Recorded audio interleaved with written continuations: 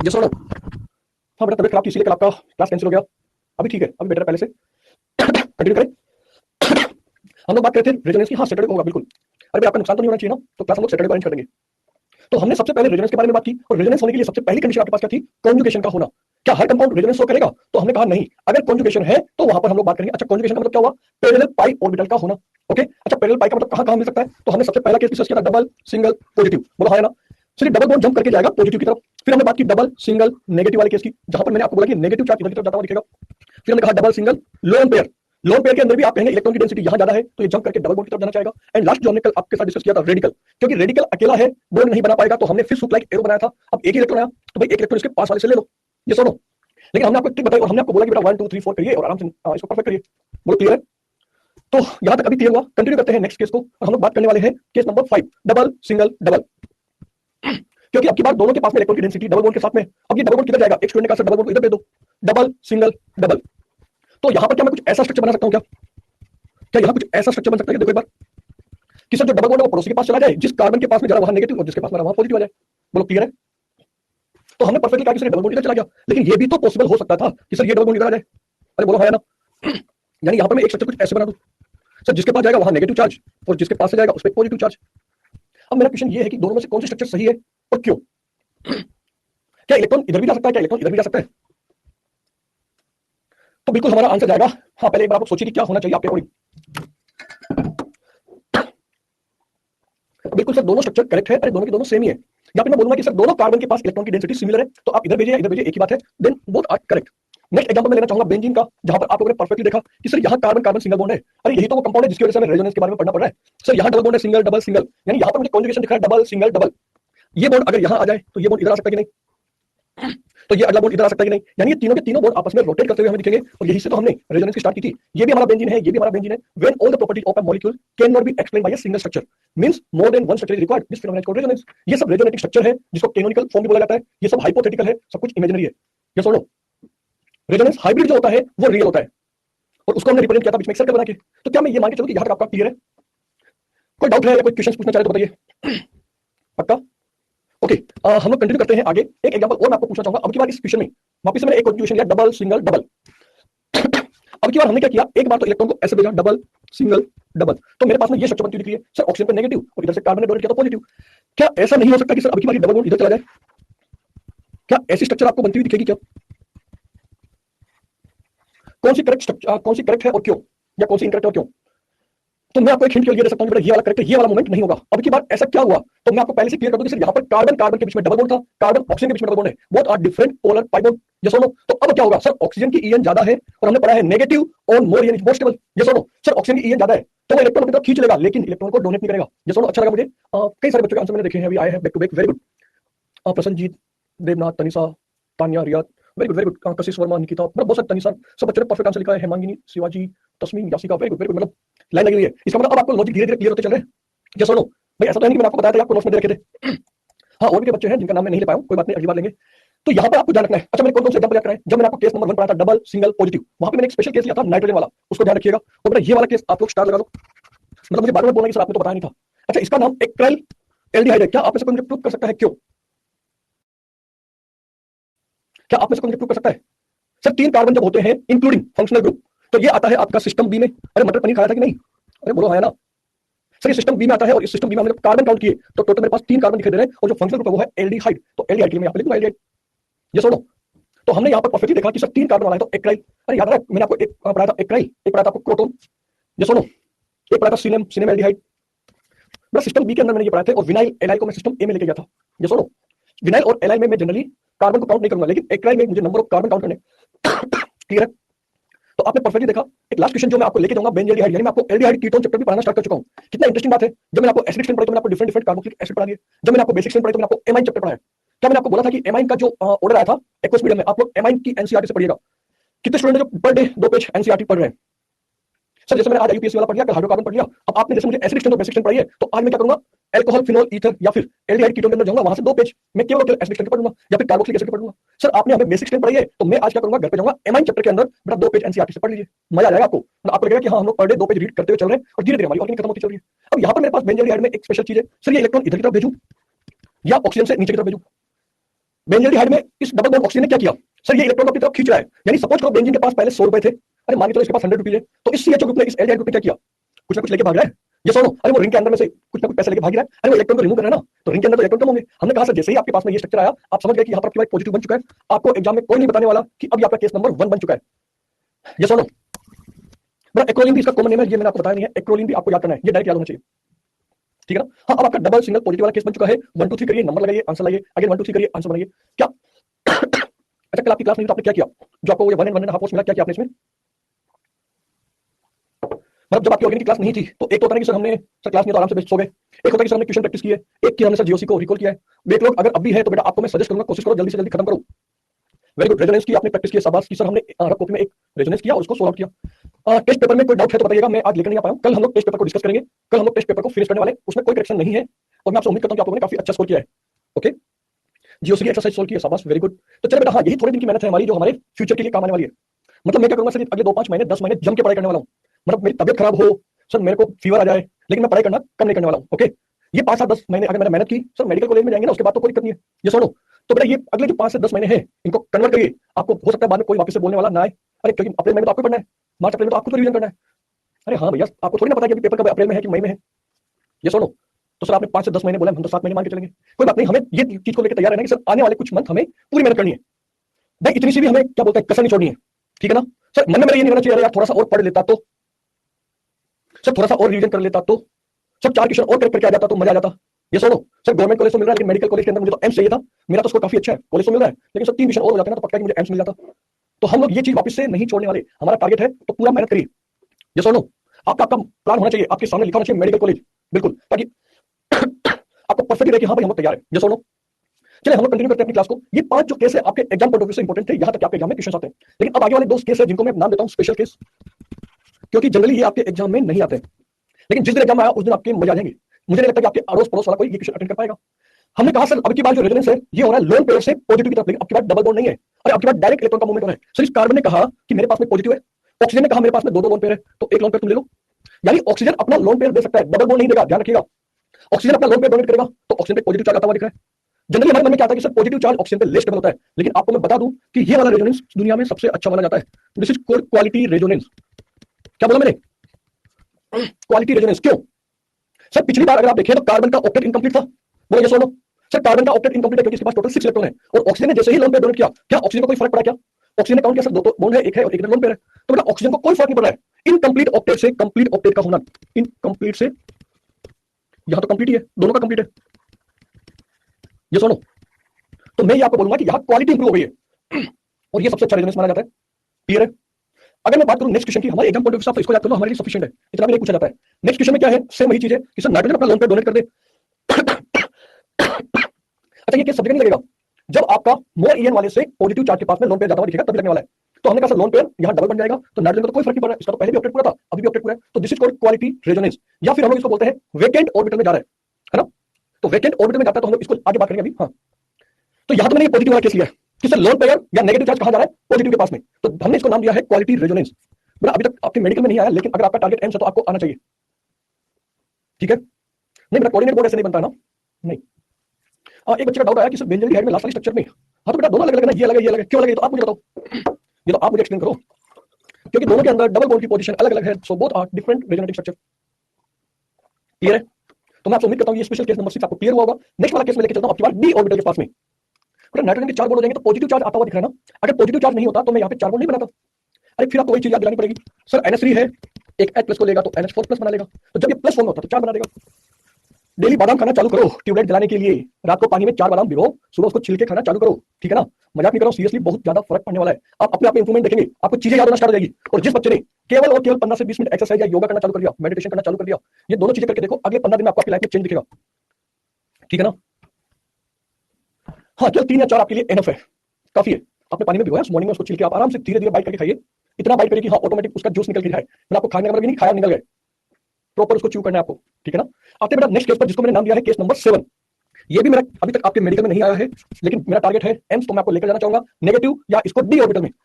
अगर मान लो मैं आपसे एक छोटा सा क्वेश्चन अभी पूछ लूं कि बेटा मेरे पास में ये एक CH3- है और एक मेरे पास में CCl3- है, विच इज मैक्सिमम स्टेबल, दोनों में से कौन ज्यादा स्टेबल होगा? तो पहले तो कुछ बच्चों के मन में आएगा कि सर यहाँ पर नेगेटिव चार्ज है तो मैं साइड फैक्टर लगा दूं क्या, क्योंकि फ्लोरीन क्लोरीन तो साइड में आते हैं। तो फिर मैं उनको बोलूंगा बेटा वो तो तब आता जब आपका माइंड में ये चीज आता कि सर फ्लोरीन पे क्लोरीन पे नेगेटिव चार्ज होता। तो फिर उनको याद आया अरे सर ये तो माइनस आई इफेक्ट लगाना पड़ेगा, कार्बन के पड़ोस में 3 फ्लोरीन लगे हुए हैं तो मैं कहूंगा इसका माइनस आई मोर है, ये सुनो। लेकिन यहाँ पर अगर आप कहेंगे क्लोरीन का माइनस आई कम है तो बिल्कुल सही बात है। इतना इंटरेस्टिंग क्वेश्चन है कि अगर कभी एग्जाम में आया तो आप लोग बड़े प्यार से इसको गलत करके आओगे। सर यहाँ कुछ एक नया कंसेप्ट लग रहा है, ना तो माइनस आई का कंसेप्ट लग रहा है और ना ही साइड वाला कंसेप्ट लग रहा है। साइड तो फैक्टर मैंने वैसे हटा दिया, अरे साइड फैक्टर मैंने वैसे हटा दिया। क्यों हटा दिया भाई? क्योंकि फ्लोरीन क्लोरीन ब्रोमीन आयोडीन पर नेगेटिव चार्ज नहीं है। तो यहां पर ऐसा क्या नया फैक्टर आपको आता हुआ दिख रहा है? तो this is called D orbital resonance. जब नेगेटिव चार्ज पड़ोस वाले वेकेंट ऑर्बिटल में चला जाए, सॉरी नेगेटिव चार्ज अगर जंप करके यहां जाए तो क्लोरीन ने कहा कि अरे हमारे पास में तो क्या है, एक वेकेंट ऑर्बिटल है, जितना भी नेगेटिव चार्ज आएगा हम लोग ले लेंगे। तो इनके पास कौन सा ऑर्बिटल खाली था? D orbital. तो ये क्या करेगा? नेगेटिव चार्ज को कैरी करेगा और हमारा जो आंसर आता हुआ दिखेगा, बिल्कुल यहां पर आपका आंसर कितना इंटरेस्टिंग बात बन गई sir, CCl3- is more stable then CF3-। और ये मैं आपको बोलना चाहूंगा, आपको डायरेक्ट याद करके रखिए। किसी दिन एग्जाम में आया तो लॉजिक के लिए पीछे पड़ो मत, आपको तो डायरेक्ट याद होना चाहिए sir CCl3- is more stable then CF3-। Logic पता होना चाहिए because of D orbital resonance. हमने कहा यार एक काम करो फ्लोरीन में भी बना दो। अरे फ्लोरीन में क्या कर रहा है? तो फ्लोरीन ने तो भैया हाथ खड़े कर दिए, बोले हमारे पास तो वेकेंट ऑर्बिटल है ही नहीं। अरे हम तो यहाँ पर आ रहे हैं सेकंड नंबर में, ये सुनो। अरे हम तो लिथियम वाली सीरीज में आ रहे हैं तो हमारे पास तो वेकेंट ऑर्बिटल है ही नहीं। तो आपको परफेक्टली पता चला। अगर इस एग्जांपल के अलावा कोई दूसरा होता तो बिल्कुल मैं आपका हाँ अच्छा इंटरेस्टिंग बात सर, अगर इसमें क्लोरीन की जगह ब्रोमीन लगा दूं या एक क्लोरीन एक ब्रोमीन आ जाए तो बेटा नहीं आते ना। अरे एग्जामिनर की सोच अभी तक तो यही है कि अच्छा बच्चों को रेजोनेंस पता है कि नहीं। मैं वो आपको 5 कंपाउंड दे देगा और बोलेगा इनमें किसमें रेजोनेंस हो रहा है किसमें रेजोनेंस नहीं हो रहा है। पहले आप रेजोनेंस तो पहचानना सीखो, जैसे सुनो। फिर अगर आपसे रेजोनेंस पे लेकर आया तो वो कहेगा अच्छा इनका स्टेबिलिटी का ऑर्डर बताओ, जो कि अभी लाने वाला हूं। यहां तक तो पहुंचने के लिए भैया उसको कम से कम अगर वो सोचे कि अच्छा मुझे कुछ अच्छे बच्चे चाहिए जो एम्स वाले हो, या मुझे कुछ ऐसे बच्चे जिनको थोड़ा सा साइड करना है। साइड करना मतलब अरे इनसे जानबूझ के गलत करो, तो फिर वो ये क्वेश्चन देगा, है ना। 99% आपके एग्जाम में ये नहीं आने वाले हैं। केवल केवल मैं चाहूंगा आप इस एग्जांपल को याद करिए। नेक्स्ट एग्जांपल भी सेम वही है कि सर अगर ये नेगेटिव वाला सल्फर के पास चला जाए तो यहाँ वेकेंट ऑर्बिटल है तो यहाँ पर डी ऑर्बिटल रेजोनेंस होता है। क्लियर है? बोलो हाँ या ना। आप लोग भूलना भी चाहेंगे तो कम से कम मैं 10 बार आपको याद करूंगा ये वाली लाइन, 10 बार। मतलब आप लोग भूल भी जाए ना तो भी मैं आपको बार बार याद दिलाता रहूंगा, देखिएगा। तो चलिए बेटा ये पॉइंट मैं आपको क्लियर कर चुका हूं। इसके अलावा एक लास्ट पॉइंट, वेकेंट ऑर्बिटल का कैसे पता चलेगा? अगर आप लोगों ने पीरियड टेबल याद कर रखी है तो क्लोरीन कहां आता है? कहां आता है सर? ये हाइड्रोजन लिथियम, सर इधर मैं लिखूं बेरिलियम, सर ये पहला है ये दूसरा है तीसरा है। सर यहां तक मेरे पास में डी ऑर्बिटल नहीं होते, इसके बाद मेरे पास में डी ऑर्बिटल आ जाता है। पहली बार आपने 3D ऑर्बिटल तो सुना है, क्या कभी सुना है 2D ऑर्बिटल होता है? तो फिर क्लियर है? वेकेंट ऑर्बिटल का मुझे कैसे पता चलेगा? सोडियम के बाद वाले जो भी कंपाउंड आएंगे जो मेरे थर्ड पीरियड्स में आने वाले हैं उनको मैं लूंगा। क्लियर? इसके अलावा मैं चाहूंगा आप इस पॉइंट को जरूर से याद करिएगा, ये पॉइंट आपका बहुत ज्यादा आपको हेल्प करने वाला है। किसी भी डबल बॉन्ड के ऊपर, क्या बोला मैंने? किसी भी डबल बॉन्ड के ऊपर अगर पॉजिटिव चार्ज आ जाए, नेगेटिव चार्ज आ जाए, लोन पेयर आ जाए या फिर फ्री रेडिकल आ जाए, ये रेजोनेंस में नहीं जा सकता। This is called localise. तो बेटा इस पे स्टार लगाइएगा। अच्छा क्यों रेजोनेंस में नहीं जा सकता? क्या प्रॉब्लम है? देखो डबल सिंगल पॉजिटिव रेजोनेंस होता है, ये देखो नेगेटिव सिंगल डबल रेजोनेंस होता है, क्यों नहीं जा सकता? बताइए क्यों गलत हो जाएगी? हाँ शाबाश, एक वर्ड में फर्स्ट आंसर खुशी यादव, परफेक्ट। सर मेरे मन से जो आ रहा है रिंग ब्रेक हो जाएगी, अनस्टेबल हो जाएगा, खत्म। अरे एक वर्ड लिखना था, तानिया गर्ग, परफेक्ट। सुस्मिता, खुशी, सोनी, वेरी गुड। स्टेबल है, अरे स्टेबल क्यों है मैं वही तो पूछ रहा हूँ। मेरा क्वेश्चन ये है कि ये जो डबल बॉन्ड है इधर की तरफ क्यों नहीं आ सकता या फिर नेगेटिव क्यों नहीं आ सकता? सर क्योंकि कॉन्जुगेशन नहीं है, खत्म बात। अब कॉन्जुगेशन क्यों नहीं है तो हम कह देंगे कि सर यहाँ पर पैरेलल पाई ऑर्बिटल नहीं हो सकता। सर क्यों नहीं हो सकता? क्योंकि बताइए डबल बॉन्ड के ऊपर जो पॉजिटिव चार्ज है वो किसी और ऑर्बिटल में होगा, ये डबल बॉन्ड किसी और ऑर्बिटल में होगा, खत्म बात। वो क्लियर है? तो जब भी आपसे कोई क्वेश्चन पूछे कि रेजोनेंस क्यों नहीं है, अब पहला आंसर तो ये दो ना सर, कॉन्जुगेशन नहीं है। अब कॉन्जुगेशन क्यों नहीं है तो फिर आप समझो मेरा राइट साइड हो गया या लेफ्ट साइड हो गया, कुल मिला के ये पॉजिटिव चार्ज जो है ना ये रेजोनेंस में जा ही नहीं पाएगा। ये जो लोन पेयर है ना, लोन पेयर, ये जो नेगेटिव है, ये जो आपका रेडिकल है, ये सब आपके लोकेलाइज्ड है। ये लोन पेयर आपका चार्ज नहीं जा सकता। क्लियर है? तो ये मैंने आपको पॉइंट लिख के दिया, negative positive free radical lone pair on double bond atom in ring. इस कंडीशन को याद करो आप। तो ये रेजोनेंस में नहीं जा सकते, ये लोकलाइज होता है, आपको इसको याद करना है। फिर आपको मैंने पॉइंट वैसे भी पढ़ाया था, लोकलाइज और डीलोकलाइज। मैंने आपको बोला था कि लोन पेयर को मैं दो तरीके से डिवाइड करने वाला हूं। लोन पेयर बोलूं या नेगेटिव बोलूं? अरे हाँ है ना। एक हमने कहा था कि सर जो रेजोनेंस में पार्टिसिपेट करेगा, मतलब जो रेजोनेंस में जा रहा है, दिस इज कॉल्ड, जो रेजोनेंस में भाग रहा है, अरे जो बहुत ज्यादा मूवमेंट कर रहा है, डीलोकलाइज। ये सुनो। और एक हमने कहा सर वो घर के घर में बैठा, वो रेजोनेंस में नहीं जाने वाला है, वो आराम से एसी चला के टीवी चला के सो रहा है, तो दिस इज लोकलाइज। अरे लोकलाइज मतलब घर के घर में बैठा हुआ है। जो रेजोनेंस में पार्टिसिपेट करता है, this is called pi bond, और जो घर के घर में रहेगा, this is called sigma bond. तो किसका यूज हाइब्रिडाइजेशन में होने वाला है? तो हमने कहा सर हाइब्रिडाइजेशन में इसको काउंट करेंगे, इसको काउंट नहीं करेंगे। बोलो क्लियर है क्या? तो मैं आपसे उम्मीद करता हूं कि मैंने आपको चारों चीजें पढ़ा दी है। तो देखो भाई, मैंने तो आपको एक प्रॉमिस किया था, मैं आपको ऑर्गेनिक केमिस्ट्री 2 बार रिवीजन कराने वाला हूं। बेटा मैं आपकी क्लास में कुछ बच्चों को टारगेट कर रहा हूं। अभी 15 स्टूडेंट ऐसे हैं जो मेरी क्लास आधी होने के बाद में ज्वाइन कर रहे हैं। आपको कोई चीज समझ में नहीं आने वाली है। क्यों? क्योंकि आपने कुछ चीजें मिस कर दी है। या तो मुझे रीजन बताओ कि आपने क्लास क्यों बाद में ज्वाइन की है। अगर आपको कोई भी चीज में प्रॉब्लम आती है बेटा, आपको जिम्मेदार हो। ये सुनो, मैं आपको हर चीज को 2 बार रीजन कराते चलूंगा, चाहे वो कोई नेम रिएक्शन हो, चाहे आपका आईयूपीएससी हो, चाहे आपका कोई सा भी चैप्टर हो। मैं पूरी ऑर्गेनिक केमिस्ट्री में 2 बार रीजन करा दूंगा आपको क्लास में। आपकी एनसीईआरटी में कम से कम 2 बार कंप्लीट करा दूंगा, ठीक है? लेकिन बेटा अगर आप ऐसे 30 मिनट बाद में आ रहे हो और जो बच्चे 10 मिनट पहले भाग रहे हैं, पता नहीं क्यों भागते हो, हर बार मैं बोलता हूं आपको भाई 10 मिनट पहले भागने का रीजन बताओ। मैं आपकी छुट्टी 2 मिनट पहले भी नहीं करने वाला हूं। हाँ तबियत खराब है तो आपकी किस्मत है कि मिल जाए तो मिल जाए। तो अगर आपको प्रॉब्लम आती है इन द फ्यूचर, और या फिर आप लोग के बाद में बोलते हो सर ये वाला डाउट आ रहा है, मैं नहीं बताऊंगा। मैं तो सिर्फ ये बोलूंगा देखो क्लास के अंदर मैंने सब कुछ बता रखा है। ये सुनो, अगर अब आपने मेरे से पूछा कि सर ये पायरोल की स्ट्रक्चर ऐसी क्यों होती है, या ये बेंजाइल एमाइन के अंदर सर ये बेंजाइल क्यों आया, सर ये बेंजाइल एमाइन में बेंजाइल वर्ड किसको रिप्रेजेंट करेगा, एनिलीन कहां से आया, तो मैं आपको ये बोलूंगा, मैं आपको ऑलरेडी आईयूपीएसी में पढ़ा चुका हूं। This group is known as benzyl. System A में आता है, यस और नो? सर सिस्टम ए में आता है तो रेडिकल बनाना पड़ेगा, और रेडिकल बनाएंगे तो दिस इज कॉल्ड बेंजाइल और इसको बोलेंगे एमाइन। सर ये बेंजीन और बेंजीन डेरिवेटिव टाइप के कुछ कंपाउंड में हमने याद किए थे, डायरेक्ट स्ट्रक्चर एनिलीन, और ये मैंने आपको याद किया था पायोल, पाइरिडीन, फ्यूरेन, यस और नो? वैसे मुझे ये नाम याद नहीं करने हैं सर, ये इमिडाजोल होता है, मुझे याद नहीं करने। मेरा क्वेश्चन तो ये कि इनमें से कौन कौन से लोन पेयर लोकलाइज है, आप बस वो बताइए। लोकलाइज मतलब कि कौन कौन है जो रेजोनेंस में नहीं जा पा रहे हैं। तो मेरा आंसर आना चालू हो चुका है। क्या पहला वाला कंपाउंड रेजोनेंस में जाएगा क्या? तो हमने कहा सर यहां पर तो देखो ये लोकलाइज है, क्यों लोकलाइज है सर, मुझे तो लोन पेयर सिंगल डबल दिख रहा है, तो फिर मुझे याद आया सर यहाँ एक और दो सिंगल बोर्ड आ गए, लोन पेयर सिंगल सिंगल, तो इसका ध्यान रखिए। फिर हम लोग आए नेक्स्ट पाइरोल के पास में, ये डी लोकलाइज है सर, यहाँ पर लोन पेयर सिंगल डबल तीनों मुझे दिखाई दे रहे हैं। ये एनिलीन वाला एग्जांपल है जहां पर मुझे again lone pair single double resonance दिख रहा है। सर इमिडाजोल में आते हैं, यहाँ पर दो नाइट्रोजन है, और दो नाइट्रोजन में से एक नाइट्रोजन तो हमारे पास में क्या है, जो लोन पेयर है वो डी लोकलाइज है, और एक लोन पेयर क्या है, लोकलाइज है। ऐसा क्यों? कोई आप में से बताना चाहेगा ऐसा क्यों? चलो मैं एक नेक्स्ट स्टूडेंट को कनेक्ट करता हूं, रिया। मैं आपको ब्रिंग टू स्टेज लेकर आया हूं, अगर आप चाहें या बताना चाहिए सर एक लोकलाइज है और एक डी लोकलाइज है, ऐसा क्यों? ऊपर वाला नाइट्रोजन नीचे वाला डी लोकलाइज है, उसके लोन पेयर है पर डबल बॉन्ड पास में नहीं है। ओके नाइट्रोजन पे डबल बॉन्ड पे है। बस वेरी गुड, इतना तो इजी था। हाँ तो डर क्यों रहे हो आप, एकदम कॉन्फिडेंस से बोलिए। अरे आपके चेहरे पे स्माइल होनी चाहिए, और ये होना चाहिए कि सर देखिए एक लोन पेयर तो रेजोनेंस में जा रहा है क्योंकि वो लोन पेयर सिंगल डबल वाला रेजोनेंस है, लेकिन जो दूसरा वाला लोन पेयर है सर वो डबल बॉन्ड पे बना हुआ है। जो डबल बॉन्ड पे लोन पेयर है नाइट्रोजन के पास में, अभी आपने बोला था कि रिंग के अंदर अगर डबल बॉन्ड के पास में पॉजिटिव नेगेटिव कुछ भी आता तो रेजोनेंस में नहीं जाएगा, ये सुनो। तो ये लोकलाइज क्यों हुआ? क्योंकि ये डबल बॉन्ड वाले नाइट्रोजन के पास में है, ये सुनो, वो रिंग के अंदर है, और डबल बॉन्ड पे sir positive negative lone pair radical कुछ भी आ जाए। तो बिल्कुल देखिए, आप में ऐसा नहीं कि आपको नहीं आता है, पर आप थोड़ा थोड़ा डरते हो, इस डर को खत्म करो, कॉन्फिडेंस के साथ पेपर को अटेंड करना चालू करो, ये सुनो। भाई ये वाला तो आपको दिखाई दे रहा है sir, lone pair single double resonance में जा सकता है, और इसमें मैं कहूंगा सर ये कॉन्जुगेशन में नहीं जा सकता, ये सुनो, क्योंकि डबल बॉन्ड के ऊपर आपको एक लोन पेयर दिख रहा है, और अभी जस्ट मैंने आपको एक इंपॉर्टेंट पॉइंट बताया था। क्लियर है? चलिए यहां तक का आपका एक छोटा सा पार्ट था जो कंप्लीट होता है। यहां तक कोई डाउट है, आपको लगता है कि सर मुझे कोई क्वेश्चन पूछना है तो बताइए। और क्लियर, और क्लियर, और क्लियर, एक पोल जनरेट करते हैं, ये सुनो, और क्लियर। चलिए वेरी गुड। हाँ अगर अब बताओ वो जो 5 7 10 बच्चे जो बाद में क्लास ज्वाइन करते हैं, हाँ मैं मानता हूं कि आपका कभी नेटवर्क का प्रॉब्लम है, लेकिन नेक्स्ट डे की क्लास में आने से पहले उसको कंप्लीट करके आइएगा। भाई आज आपका नेटवर्क प्रॉब्लम था, कोई बात नहीं। चलिए चलिए चलिए वेरी गुड। हाँ 90 से 98% पे रुके हम लोग। रिकॉर्डेड से देख लेता हूं, नहीं चलेगा, बोला ना मैंने, रिकॉर्डिंग देखना एक अलग चीज है। जो चीज आपको क्लास में फील आने वाला है, अरे लाइव क्लास में आपके मन में कोई डाउट आया कि सर ये वाला एक बार वापस बता देंगे, पर वहां पे अगर आपको डाउट आएगा सर एक बार वापस समझा दो, आप कैसे देखोगे? अच्छा आपने जब क्लास के अंदर अटेंड किया तो आपके माइंड में कुछ और चीजें भी चल रही है कि सर अगर ऐसा नहीं होता ऐसा हो जाता, तो वो भी मैं आपको एक्सप्लेन कर सकता हूं, और जब आप रिकॉर्डेड देखना चालू करोगे वो पीछे हो जाओगे आप। तो मैं आपसे उम्मीद करता हूं कि यहां तक आपका पहला पार्ट कंप्लीट होता है। हाँ बेटा केस नंबर 6 और 7 के एक एक एग्जांपल याद कर लो। मैं आपको बोलना चाहूंगा एक क्वालिटी रेजोनेंस, और एक मैं आपको बोलना चाहूंगा डी ऑर्बिटल रेजोनेंस, खत्म।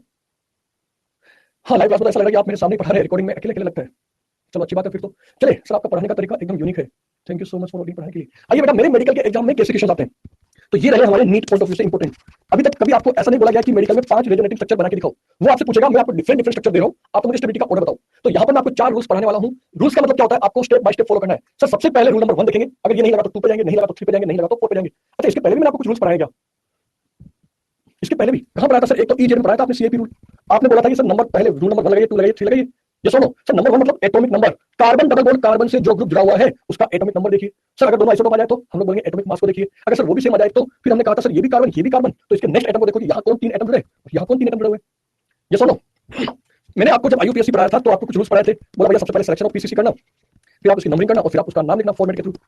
ये सुनो तो मैं आपसे ये उम्मीद करता हूं कि हाँ आप लोगों ने धीरे धीरे आप इसको कंप्लीट करना चालू कर दिया है। देखो 2 चीज रिवीजन हो गई। फिर मैंने आपको आरएस कॉन्फ़िगरेशन पढ़ाया, तो उसमें क्या रूल था कि आपके चाहे वर्टिकल हो या कुछ भी हो, सीएपी रूल लगाइए। नंबर 4 को देखिए, अब नंबर 4 आपको पता चल गया कि सर हॉरिजॉन्टल लाइन पर है तो 3 से 2 2 से 1 पे जाइए। सर नंबर 4 अगर वर्टिकल पर होता तो हमने कहा सर 1 से 2 2 से 3 पे जाइए। फिर मैंने आपको डीएल कॉन्फ़िगरेशन पढ़ाया, यहां पे मैंने आपको कुछ रूल्स पढ़ाए और बोला कि सर जो लॉन्गेस्ट कार्बन चेन है वो वर्टिकल लाइन पर होनी चाहिए और मोस्ट ऑक्सीडाइजिंग ग्रुप टॉप पर होना चाहिए। ये सुनो तो ये बेटा सारे रूल्स जितने आपको मैंने अभी तक पढ़ाया मेरे को लगता है आपके सामने आ चुके हैं। तो ये फायदा होगा लाइव क्लास को ज्वाइन करने का, समझ आई बात? आपको पुराने चैप्टर भी रिवीजन होते हुए चलेंगे, आप लोग क्लास के अंदर मेरे साथ साथ रिवाइज करते हुए चलो। तो यहां पर मैं आपको रूल्स बताने वाला हूं। सबसे पहला रूल जो आपके पास आने वाला वो है ऑक्टेट, यानी जिसका ऑक्टेट कंप्लीट होगा वो सबसे ज्यादा स्टेबल होगा। सर अगर ऑक्टेट से पता नहीं चल पाया तो सर दोनों का ऑक्टेट कंप्लीट आ जाए या दोनों का ऑक्टेट इनकम्प्लीट आ जाए, तो बेटा मैं सेकंड पॉइंट पे जाना चाहूंगा जहां मैंने लिखा अनचार्ज रेजोनेटिव स्ट्रक्चर मोस्ट स्टेबल, यानी जिसके पास चार्ज नहीं है वो ज्यादा स्टेबल होगी। फिर अगर इससे भी आंसर नहीं आया तो सर ये वाला पॉइंट तो मुझे ऑलरेडी याद है, negative charge is more EN is most stable. Sir जो नेगेटिव चार्ज है वो मोर ईएन पे मोस्ट स्टेबल होता है, या फिर मैं अपोजिट कर दूं पॉजिटिव चार्ज लेस ईएन पे मोस्ट स्टेबल होता है। और बेटा अगर सबसे लास्ट वाला पॉइंट देखा जाए तो अनलाइक चार्ज मिनिमम सेपरेशन पे रहना चाहेंगे। अनलाइक मतलब सर पॉजिटिव नेगेटिव, ये अपोजिट चार्ज है, ये पास पास रहना चाहेंगे, जबकि sir positive positive negative negative ये आपके दूर रहना चाहेंगे, ये आपके अवे रहना चाहेंगे। क्लियर है? तो एक छोटे से पॉइंट है आपको याद करने हैं, मैं आपको बार बार याद करवाता हुआ चलूंगा, डोंट वरी। तो एक काम करते हैं, सबसे पहला रूल कौन सा था? आपने कहा ऑक्टेट। सेकंड नंबर हमने कहा अनचार्ज। तीसरा negative charge on more EN, positive charge on less EN, और लास्ट वाला सर चार्ज का सेपरेशन। क्लियर है? तो चलिए अब यहाँ पर आपको रूल नंबर 1 फॉलो करना, देन 2 करना, देन 3 करना, देन 4 करना है। मैं आपको लेकर आता हूँ मेडिकल के कुछ अच्छे क्वेश्चंस पे जहां पर आपसे पूछा गया है कि मेरे पास में ये दो डिफरेंट डिफरेंट स्ट्रक्चर है सर, फर्स्ट और second, which is maximum stable and why. मतलब आपको मुझे आंसर भी बताना है कि फर्स्ट ज्यादा स्टेबल है या सेकंड, और रीजन भी लिखना है। सर ये मेरा रहा answer, first is more stable then second. और ये आपका आंसर कहां से आया? तो जो बच्चा लिख रहा है कौन से रूल से आपका आंसर आया? हाँ लिखो। अब आप में से कुछ बच्चे डायरेक्ट पहुंचे रूल नंबर 2 पे। क्यों पहुंचे भाई? क्या रूल नंबर 1 ने आपको मना किया? क्या रूल नंबर 1 ने आपको मना किया? क्या सर यहाँ कार्बन के पास पॉजिटिव चार्ज है, इसका ऑक्टेट इनकम्प्लीट है, जबकि सर यहाँ कार्बन कार्बन पे पॉजिटिव चार्ज दिख नहीं रहा। अच्छा सर ऑक्टेट किसका देखना है? अरे मन में डाउट आता ना, तो जनरली मेरा आंसर जाएगा हर एक कार्बन का ऑक्टेट देखना होता है, लेकिन अगर आप केवल पॉजिटिव और नेगेटिव वाले का भी देख लोगे ना, आपका काम चल जाएगा। आपको पता है कि कार्बन पे जब भी पॉजिटिव आता है तो इसका इनकम्प्लीट ऑक्टेट होता है कि नहीं? अरे हाँ ना। तो बेटा आपका आंसर रूल नंबर 2 जा रहा था चार्ज और अनचार्ज। आंसर सही आया लेकिन तुक्के से, लॉजिक नहीं लगाया आपने। ठीक है, तो चलिए पहला क्वेश्चन था, छोड़िए आपको। आइए क्वेश्चन नंबर 2 पे। क्वेश्चन नंबर 2 का आंसर बताइए, which is most stable and why. Rule number भी बताना आपको। मेरा आंसर जाएगा second is more stable than first.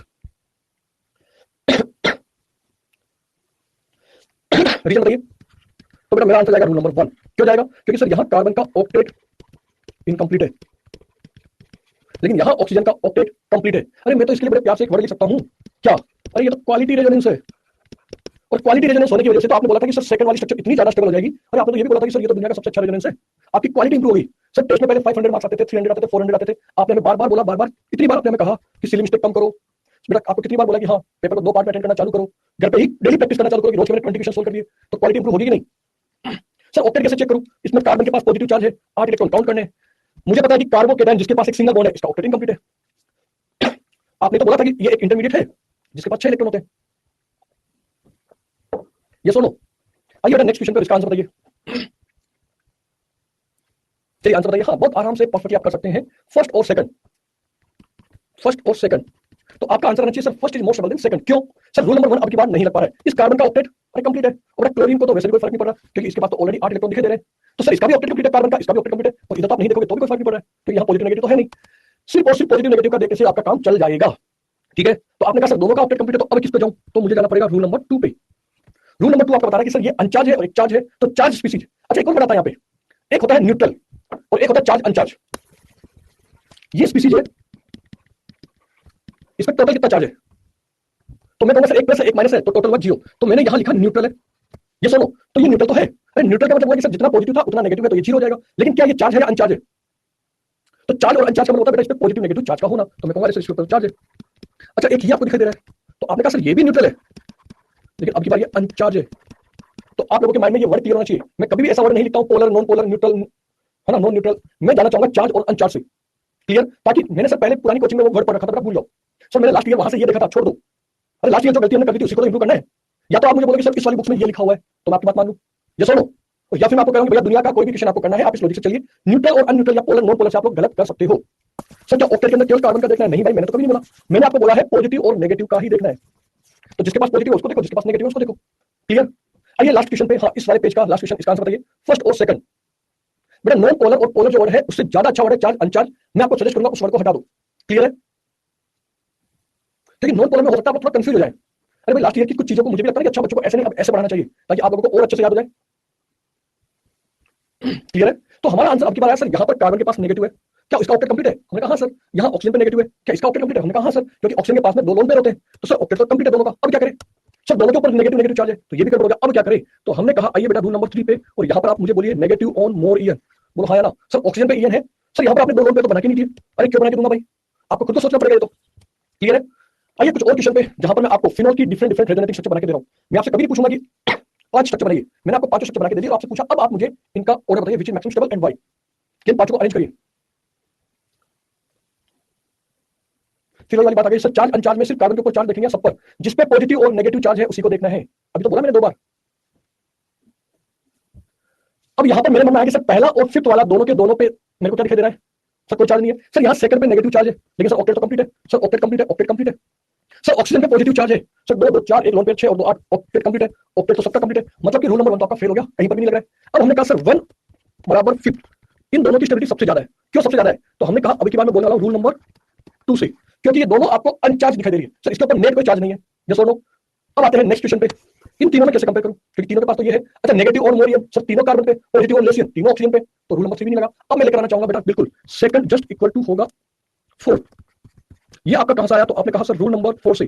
कैसे सर? पॉजिटिव और नेगेटिव चार्ज है तो वो पास पास आना प्रीफर करेंगे, और पॉजिटिव नेगेटिव है तो दूर जाना क्यों प्रीफर करेंगे भाई? पास ही तो आएंगे। अपोजिट चार्ज है पास आना प्रीफर करेंगे। तो ये आपका एक परफेक्ट ऑर्डर हो गया। अच्छा इंटरेस्टिंग बात, आप लोग जाइए आज 12th क्लास की NCERT alcohol phenol ether chapter में दे रखी है 5 स्ट्रक्चर, और आपको बोल रखा है कि इनका कंपेयर करिए। तो मैंने तो यही पढ़ा दिया आपको, तो अल्कोहल में जाके क्यों पढ़ूंगा भाई? अरे भाई अल्कोहल फिनोल ईथर में आपको डायरेक्ट बोलूंगा, आईयूपीएसी पढ़ा दिया, आइसोमेरियम पढ़ा दिया, इनका रेजोनेटिव स्ट्रक्चर पढ़ा दिया। ये सुनो मैं आपको रिकॉल करूंगा। और जीओसी को मैंने गॉड ऑफ केमिस्ट्री क्यों बोला? इसलिए तो बोला है। डन। तो हमने कहा फिनोल के पास में परफेक्टली आपके पास डिफरेंट डिफरेंट रूल्स लगाकर हमने इसको सॉल्व आउट किया। क्लियर? इसके अलावा एक छोटा सा पॉइंट और आता है। अरे मोस्ट स्टेबल का मतलब क्या हुआ सर? 1 और 5th जो है ये मुझे लगता है कि सबसे ज्यादा स्टेबल है, तो सबसे ज्यादा परसेंटेज इनका होगा। ये सुनो सर 5th 2nd और 4th है तो इनकी परसेंटेज ज्यादा होगी। सर 3rd वाला तो सबसे कम स्टेबल है, मतलब सर ये तो बहुत नेग्लिजिबल होगा, कभी कभी बनता हुआ दिखेगा। तो जो स्ट्रक्चर जितनी ज्यादा आपको मिलेगी, यहां पर एक इंपॉर्टेंट नोट लगाइए और 2 स्टार के साथ में याद करिए, मोर स्टेबल रेजोनेटिंग स्ट्रक्चर का मोर कंट्रीब्यूशन होने वाला है। ओके, तो ये पॉइंट मुझे लगता है आपको क्लियर हुआ। बोलो हाँ या ना? तो ऐसे आपको एग्जामिनर क्या करेगा? डिफरेंट डिफरेंट स्ट्रक्चर बना के देगा। हाँ, ये एग्जामिनर का काम है, वो आपको क्या करेगा? स्ट्रक्चर बना के देगा। ये आपके पास रहे A B C D point, आपको इन चारों का ऑर्डर बताना है। अच्छा इस क्वेश्चन में अगर मैं आपसे डायरेक्ट पूछूं, हाँ कोशिश करिए आप लोग बनाने का। सबसे पहले मैंने एक पॉइंट देखा, मेरा रूल नंबर 4 तो इतना इजी है कि प्लस प्लस चार्ज को दूर रखो, प्लस माइनस को अपोजिट चार्ज को पास में रखो। तो सर यहाँ पर प्लस और माइनस पास पास है, यहाँ प्लस माइनस दूर दूर है, सर यहाँ प्लस माइनस अगेन पास पास है, तो अपोजिट चार्ज को पास में रखना है। चलो पहले हम लोग ऑक्टेट की बात करते हैं। क्या इसका ऑक्टेट कंप्लीट है? सर 2 2 4 तो मुझे पाई बॉन्ड से दिख रहा है, एक एच वाला दिख रहा है 6 और एक इसके पास लोन पेयर है। भाई लोन पेयर तो होते ही हैं, आपको ध्यान है 8 हो गए। सर ऑक्सीजन पर नेगेटिव, सर 2 लोन पेयर है, एक नेगेटिव है और एक सिंगल बॉन्ड है। हाँ सर यहाँ पर भी पूरा है। जहां पर ऑक्सीजन पर नेगेटिव चार्ज आपके पास सर इसका तो पूरा है, लेकिन ये रहा इनकम्प्लीट ऑक्टेट। कार्बन पे जब भी पॉजिटिव चार्ज आ जाए सिंगल बॉन्ड के साथ में ऑक्टेट इनकम्प्लीट। सर ये रहा ऑक्टेट इनकम्प्लीट। क्यों ऑक्टेट इनकम्प्लीट? आपकी बात, दुनिया में आपको जनरली 2 कंपाउंड याद रखते हैं जिनका ऑक्टेट इनकम्प्लीट होता है। एक हुआ आपका कार्बन पे पॉजिटिव चार्ज सिंगल बॉन्ड के साथ में, और एक आपका हुआ ऑक्सीजन पे पॉजिटिव चार्ज सिंगल बॉन्ड के साथ में। सर डबल बॉन्ड के साथ में आया तो नहीं होगा, डबल बॉन्ड के साथ में आया तो नहीं होगा। क्लियर है?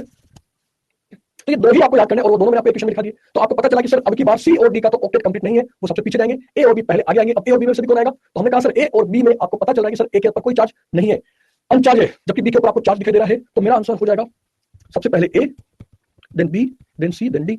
सर पहले दोनों में मैंने कौन सा रूल लगाया? तो मेरा आंसर जाएगा चार्ज अनचार्ज, रूल नंबर 2। सर अब क्या करें? सी और डी दोनों इनकम्प्लीट ऑक्टेट वाले हैं, दोनों का ऑक्टेट कंप्लीट नहीं है, तो अब मैं रूल नंबर 3 पे जाऊंगा, नेगेटिव और मोरियन। तो ऑक्सीजन पर आपको दिखाई दे रहा है नेगेटिव, तो मैं आपसे उम्मीद करता हूं कि ये मैंने आपको इतना परफेक्टली लिख के दिया है, और ये 2 कंपाउंड जब भी आपको दिख जाए आप इनको बोलो इनकम्प्लीट है। क्लियर? बिल्कुल, आप दोनों चीज बोल सकते हो, positive charge on Mauryan, sorry negative charge on Mauryan, या फिर पॉजिटिव चार्ज ऑन लेसियन। ओके, तो ऐसे क्वेश्चन आपके एग्जाम में आ सकते हैं। ये रहे 3 क्वेश्चन। बिना पेन चलाए आपसे केवल मैंने एक क्वेश्चन पूछा है, बिना पेन चलाए, विच इज मिनिमम स्टेबल। केवल एक आंसर दो बेटा। मैं आपके लिए छोटा सा पोज जनरेट कर रहा हूं, 4 ऑप्शन का है, 30 second. Which is minimum stable, A B C, minimum stable कौन है? आपके पास जब 30 सेकंड है तो आप विदिन 10 सेकंड में क्यों आंसर देते हो? जिन बच्चों का आंसर 10 सेकंड में आता है उसको तो मैं माइनस ही मान के चलूंगा। आपको प्रॉपर्ली सोचना चाहिए, देखना चाहिए। जो बच्चा डी आंसर लिख रहा है, मुझे आपका नाम दिखाई दे रहा है ना? तो अगली बार आपने ऐसे किया तो मैं आपको ब्रिंग टू स्टेज ले आऊंगा। हाँ ब्रिंग टू स्टेज ले आऊंगा, ध्यान रखिएगा। यहां पर अगर मैं आपसे बोलूं कि मुझे केवल और केवल आपने पूछा मिनिमम स्टेबल, तो ये रहा इनकम्प्लीट ऑक्टेट। सर इसका तो ऑक्टेट कंप्लीट है, बिना पेन चलाए मेरा आंसर आ गया सी ऑप्शन, खत्म। इतना इजी क्वेश्चन था। सर इसको तो देखो मत, क्योंकि या तो ऑक्टेट कंप्लीट है, तो ओनली ऑक्टेट से मेरा क्वेश्चन कंप्लीट हो रहा है ना। बोलो डन। सर क्लोरीन के पास आपको चेक करने की जरूरत नहीं है, मैंने आपको क्या बोला था? केवल कार्बन सिंगल बॉन्ड वाला और एक ऑक्सीजन सिंगल बॉन्ड वाला, बस ये 2 एग्जांपल याद कर लो, आपके सारे क्वेश्चन बड़े आराम से होंगे। बाकी तो लॉजिक तो मैंने बता रखा, एग्जामिनर ने कहा इन तीनों में बताओ, तो हमने परफेक्टली कहा कि सर ए के अंदर चार्ज नहीं है, बी में चार्ज है, तो ए और बी को आपने on the basis of second rule, जबकि सी ऑप्शन को आपने on the basis of first rule differentiate कर दिया। क्लियर है? हाँ इन दोनों के लिए आपने कहा सर रूल नंबर 2 पे जाना पड़ेगा, चार्ज एंड अनचार्ज पे, जबकि ये तो आपने रूल नंबर 1 से डिफरेंशिएट कर दिया। तो बेटा आपके नोट्स में मैंने बहुत सारे क्वेश्चन करवा दिए हैं, मैं चाहूंगा कि आप आज घर पे इनको सबको रिवीजन करें, सबको घर पे परफेक्टली पढ़ें। अब एक छोटा सा कांसेप्ट और मैं आपके साथ डिस्कस करूंगा, जहां तक कोई डाउट है तो मुझे बताइए। Any student, any doubt?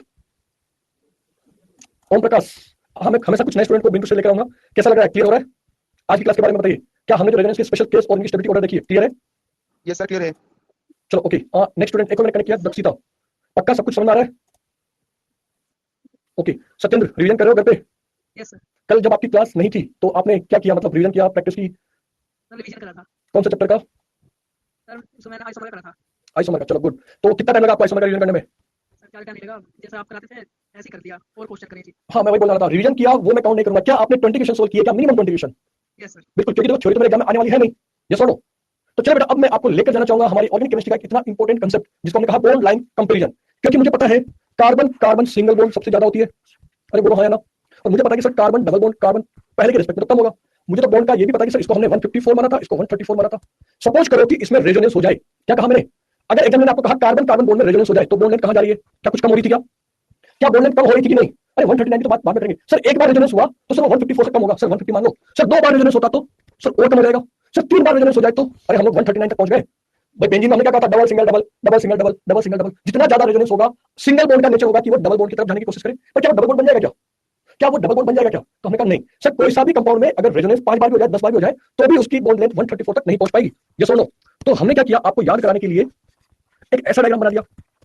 एक जब मैंने आपसे क्वेश्चन दिया है तो मैं इसके लिए डायरेक्ट एक ट्रिक लिखा दूंगा, आपको समझा तो दिया कि sir carbon carbon single bond का कोई क्वेश्चन दिया है और उन्होंने पूछा कि इस कार्बन कार्बन की बॉन्ड लेंथ का मुझे ऑर्डर बताओ, तो बेटा क्या मैं ऐसा लिख सकता हूं सबसे ज्यादा किसकी होगी?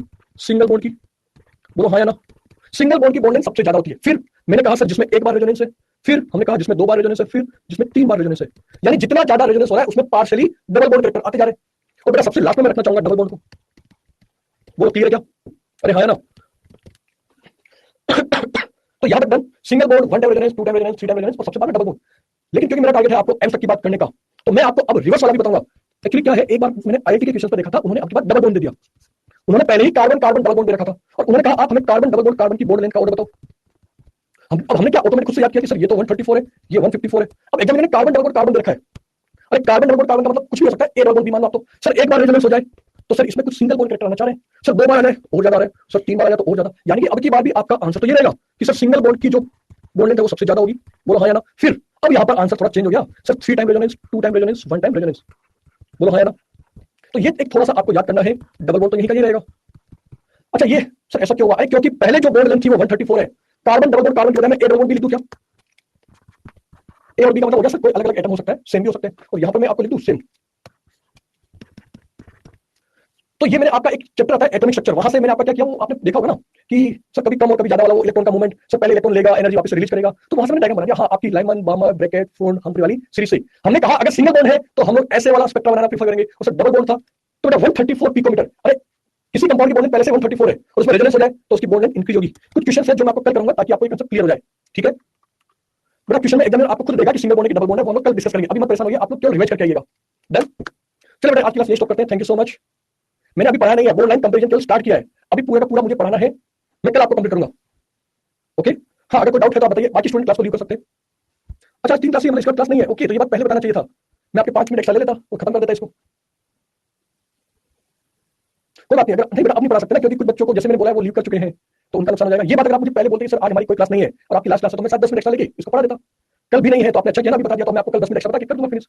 चलो थैंक यू सो मच, आज की क्लास हम लोग ये स्टॉप करेंगे।